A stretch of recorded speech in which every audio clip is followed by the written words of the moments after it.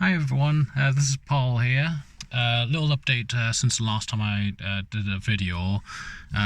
So the engine has been rebuilt with new pistons to replace the cracked ringlets. The back box, last night I've just repacked it with stainless steel wool. The old glass fibres inside is basically all collapsed and full of soot, and hence why it was slightly noisy over the years. So that's been rebuilt. So I shined up the wheels for weekend's car show. Same engine as last time, rebuilt block. It's all totally standard intake.